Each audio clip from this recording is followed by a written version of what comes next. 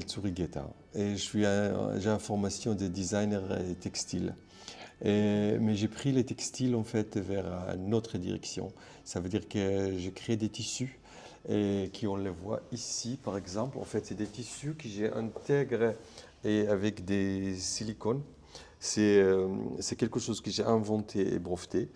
Et, euh, et avec ça, en fait, on fait beaucoup de choses aujourd'hui. On fait à la fois des tissus pour les maisons de couture, les tissus pour le meublement, et on fait des bijoux, comme vous voyez ici, et d'objets, des décorations, objets d'art. Tout ça, c'est fait avec la même matière. Et, et ça donne vraiment un champ des possibilités énorme. Et à la fois, ça peut être très riche en couleurs, en textures, un mouvement qu'on n'a pas l'habitude de voir. Comme je dis, en fait, l'étude, en fait, c'était un design textile et ingénieur textile, ce qui me permet, en fait, de rentrer et breveter, inventer cette matière. D'accord. Et combien de temps, du coup, d'années d'études vous avez dû faire pour En total, ça réaliser fait 6 ans d'études, en fait, oui, pour 6 ans d'études? designer et ingénieur textile. J'ai fait 4 ans de design textile et 2 ans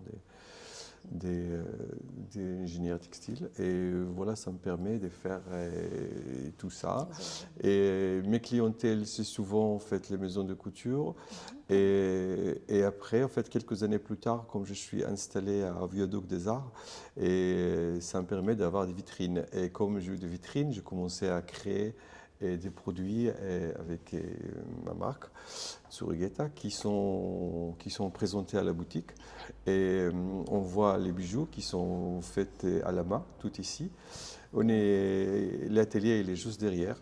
On est à peu près, on est en fait une équipe qui monte. Ça dépend des projets, entre 10, 15 et 4 ou 3. Ça dépend en fait des périodes. Et voilà, tout ça, c'est des choses on fait ici à la main. Et Depuis combien de temps vous faites ça? Pourquoi vous vous êtes lancé dans ce métier? Et parce que c'est vrai que j'étais toujours dans l'art et j'ai essayé de trouver en fait comment importer l'art avec l'innovation, quelque chose qui me permet de créer des textures qui sont vraiment inspirées de la mer. C'est des choses que j'ai vécues toute ma vie, c'est des inspirations que j'ai envie de sortir dans cette dimension. Et du coup, j'entends du coup l'accent. Vous venez d'où exactement? Je viens de plein de pays différents. Je suis du monde.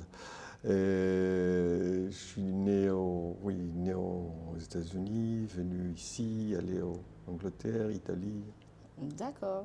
Et du coup, qu'est-ce qui vous a donné envie de faire ça? Est-ce que c'est une aspiration de vos parents Oui, c'est de... ça. J'ai vécu en fait au bord de mer et c'est pour ça que tout ça, c'est des univers qui a qui est familier? enregistré en fait dans la mémoire d'enfance.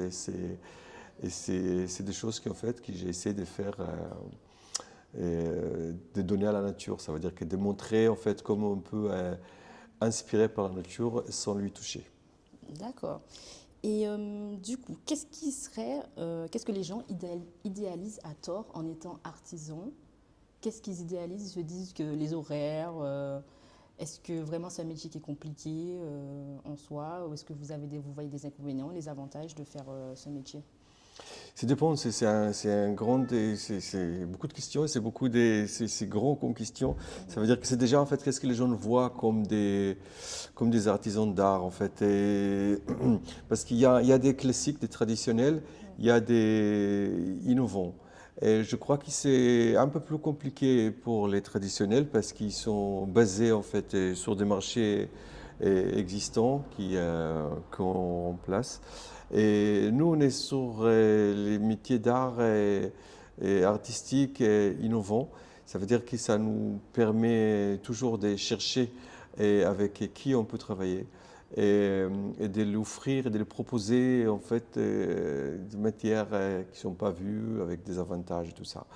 Et les gens pensent souvent en fait comme elles le voient ici, ils ont tous l'impression que c'est quelque chose et qui prend des heures et des heures et des jours et des jours. Et c'est vrai, mais comme c'est innovant, c'est plus sophistiqué que qu'est-ce qu'on pense. C'est pas comme de faire quelque chose de broderie que tu fais perle par perle, qu'il n'y a pas d'autre. C'est quelque chose de plus Il y a technique. la technologie du coup qui vous Voilà. permet de Oui. faire les choses plus facilement et rapidement. D'accord. Et la question qui intéresse tout le monde, une tranche, si vous pouvez nous donner une tranche de votre chiffre d'affaires en moyenne que vous pouvez faire à l'année. Et écoute, c'est pas quelque chose que je peux te dire. Oui, c'est ce que Oui, je parce dis que en général. non, c'est pas que ça, parce que c'est vrai que je suis pas dans les chiffres. Je vais pas te dire. En plus, D'accord. j'ai des différentes activités. C'est difficile à dire. Activité. D'accord. Et à savoir, quel conseil, dernière question, quel conseil que vous souhaitez donner à des gens qui voudraient faire comme vous, se lancer dans ce métier? De rester fidèle en fait à ton identité. Ça veut dire que de créer quelque chose qui c'est à vous et d'aller jusqu'au bout avec. D'accord. Juste une autre, à savoir sur la France, est-ce que ça a été compliqué de créer du coup votre société artisanale? Est-ce que ça vous a fait peur au niveau administratif ou Ça me fait pas beaucoup du tout? peur. Ça me fait beaucoup peur au début. Mais finalement, si on est passionné, on insiste et ça arrive. Vous avez réussi tout seul? Vous avez eu Non, j'étais tout seul. besoin Tout seul, oui, vraiment avec administratif toutes à les faire tous les démarches et les Non, remplir non, les oui, bien sûr documents, qu'au fur et à mesure, j'ai pris des Vous avez pris stagiaires et des quelqu'un gens au pour début, m'aider. vous avez commencé Mais tout seul. j'ai commencé tout seul, oui. D'accord, mais OK? super. Mais en tout cas, je vous remercie alors. Merci Bonne journée. beaucoup.